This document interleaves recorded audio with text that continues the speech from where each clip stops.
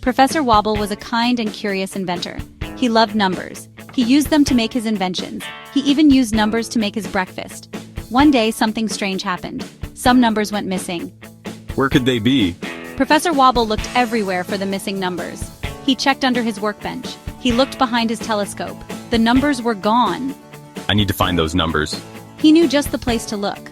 Professor Wobble put on his thinking cap. It was a funny hat with gears and springs.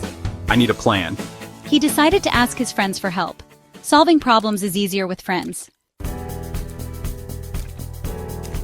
Professor Wobble's friends were happy to help.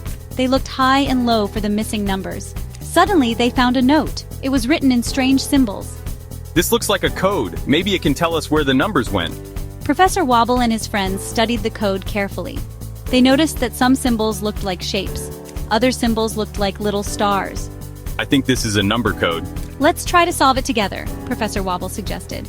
Everyone put on their thinking caps. They knew that working together would make the task more fun. After a little while, they cracked the code. It was a map to a magical place called the Counting Kingdom. That's where the numbers must be. He was so excited to finally have a clue. The Counting Kingdom was a place where numbers lived and played. Professor Wobble and his friends climbed into his wobbling wonder wagon. It was a fantastic vehicle that could fly, float, and even speak. To the Counting Kingdom.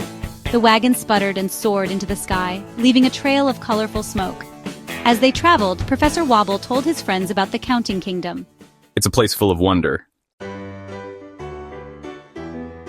Section 4. The Frightened Numbers. The wobbling wonder wagon landed softly in the Counting Kingdom. It was a beautiful land made of numbers. There were houses shaped like the number 1. There were trees shaped like the number 2. Everything was made of numbers. But, something was wrong. The numbers were hiding.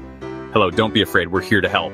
Slowly, the numbers came out of their hiding places. They were scared and trembling. What's wrong? A meanie was taking all the other numbers. He was trapping them in cages. Professor Wobble knew he had to help. Section 5. The Number Thief's Trap. Who's taking all the numbers? The little number 1 pointed to a dark tower in the distance. The number thief lives there. Professor Wobble knew what he had to do. He had to stop the number thief.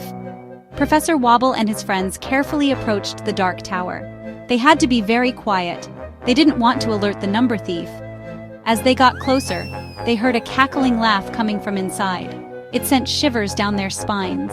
Peeking through a window, they saw the number thief. He was surrounded by cages filled with captured numbers. He was using a strange machine to try and erase the numbers from existence.